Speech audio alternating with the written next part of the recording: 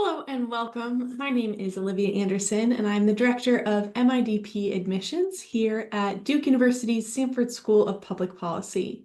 Today, we are going to provide a brief overview of what it's like to apply to our MIDP program.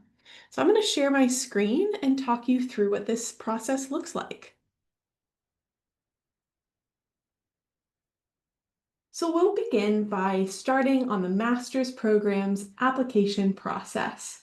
Here you can see our deadlines, which for the MIDP program include priority deadlines. So do keep in mind the October 1st priority deadline for our spring admissions, and then January 5th for our fall admissions, with a final deadline of July 1st.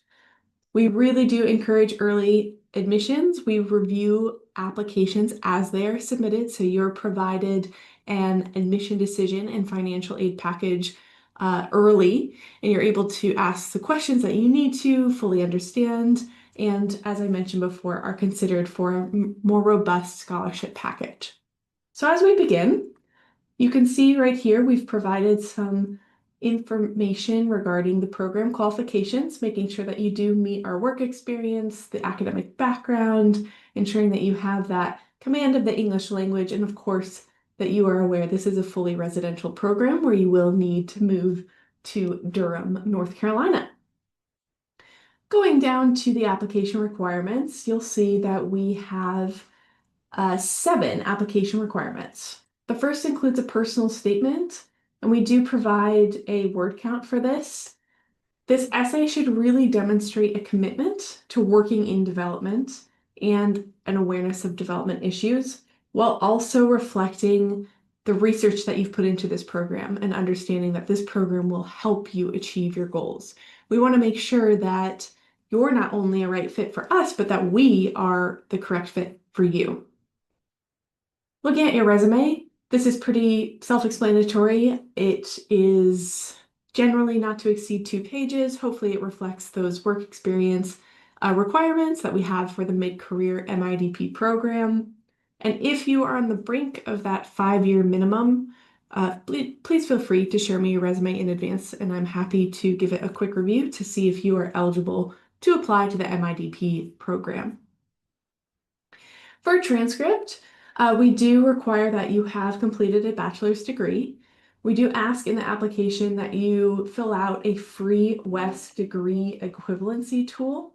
Not all schools or even countries are included on this. So if that's the case, that is completely fine. Please provide as much information as possible so we can adequately and accurately review your transcripts and ensure we understand what grading scale was used and make sure that we understand that you do have the equivalency of a bachelor's degree in whatever institution that you attended. For your letters of recommendation, we do ask that you have 3 letters, and we highly, highly encourage that you input the names into the system as early as possible. That will allow your recommenders plenty of time to write your letter and submit it well before the priority deadline. For tests, keep in mind that GRE is optional, it's not required, and that we do require an English proficiency test for applicants whose first language is not English. We do have some exceptions for those, so I do encourage you to take a look at our waiver policy, and you can request for a waiver right here, clicking on the link, and we do require that you first have an open application in order to even access this waiver form. For the video, this should hopefully be a fun part of your application. It should not add additional stress to you. It can be edited if you like, fantastic, but also if you want to just set up an iPhone and record yourself, that is completely fine as well. We really want to get to know you a little bit better, see maybe a part of your personality or who you are beyond just the paperwork that you're submitting to us. And then we do have an application fee that is $80. We do have exceptions to that as well if you are part of one of our partnership programs or a few other exceptions which are listed here. And again, you can submit a fee waiver request form here as long as you have an open application.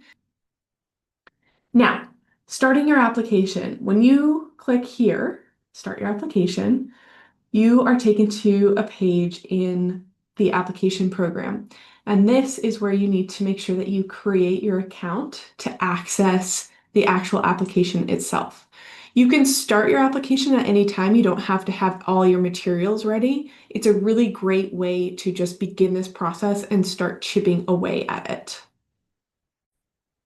So I'm going to go ahead and show a test application. You want to make sure that you are selecting the Sanford School of Public Policy 2026 and that you're in the spring 2026, fall 2026 application cycle. When you open this, you'll be greeted by a welcome and just a reminder of our programs and ensuring that you're meeting some of those minimum requirements of eligibility. And you can go ahead and start with your personal background and provide information such as your name, your address, very simple information as you continue. This is where you let us know if you are applying which program. So for MIDP, you have the traditional, which is a 2-year program, or you can apply to the accelerated. The accelerated is for individuals who have completed at least 1 year of master's level work, and you can complete the program in either 12 months or 18 months. When you select accelerated, we do ask you at some point to let us know how you plan to complete the program, whether that's going to be in 3 terms, which is 12 months, or over an 18-month period. If you have any questions at all about what that timeline looks like, I do recommend that you reach out to me directly so we can go through and see if you are applying for a fall semester start date or a spring and how that would affect your graduation projected date. We do ask that you let us know if you are applying to the spring or fall term. The majority of our students apply for fall, while small cohorts start in the spring. And as we continue going on, we do ask if you are a partner organization like the Fulbright Committee that often submits applications on a student behalf. You do have to disclose that information to us. It does default to no because the majority of our students are applying as individuals without that organization.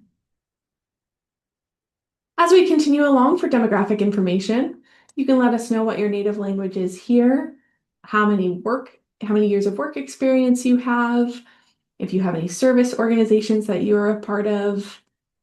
And then this lived experience is optional information that you can provide for us, including a brief statement of a unique life experience, which again, this is optional. As we continue, we do ask some financial aid information.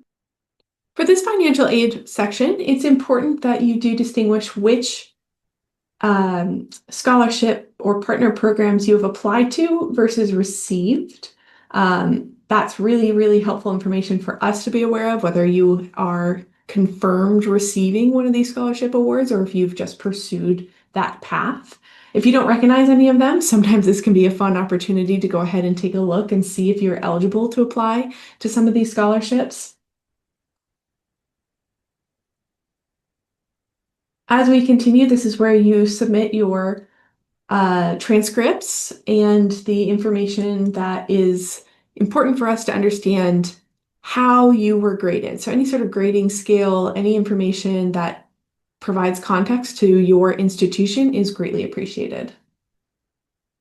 For additional academic information, we do ask for your GPA. For any international transcripts, this is where you submit that WES degree equivalency form. We also ask that if you have taken quantitative coursework such as economics and statistics, and then of course the English exam as well. If you have qualified for a waiver, that is where we do ask that you upload confirmation from the admissions office. So you would have submitted a request for a waiver and you will receive an email confirming that you were accepted. The waiver was accepted and you do not need to take a test. This is where you would upload that information. This is where you can upload service organizations and other experience. So this section here, we ask about referral sources. How did you first hear about this program and what was most helpful for you? It's really appreciated on our behalf when you provide this information, because it helps us shape future years' activities. We want you to get to know about our programs in Sanford in as easy and resourceful of a way as possible. So it can really help shape our future activities in supporting applicants and prospective students going forward. Now for your recommendations, this is where you can add a recommender. Please, please, please be sure to check the spelling of the name, the email address. It can be a bit tricky to edit that once you've submitted. So it is just great to take the extra minute and make sure you review this information now. For your recommenders, we do not have stipulations on who you are reaching out to as long as they are not family members, and that they can speak to you in a detailed manner. Your character, your work ethic, your commitment to development-minded work, any of that information is really helpful. Now, of course, we do ask you to sign a community standard and certification. We want some recognition that we do have standards here at Duke that you are going to adhere to. And part of that also includes asking if you've been using AI on your application at all.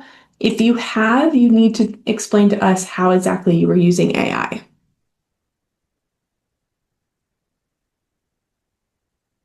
Now for additional uploads, this is your opportunity to upload your statement of purpose, your resume, and then of the video essay. For the video, we do ask that you provide a link. You cannot email this to us.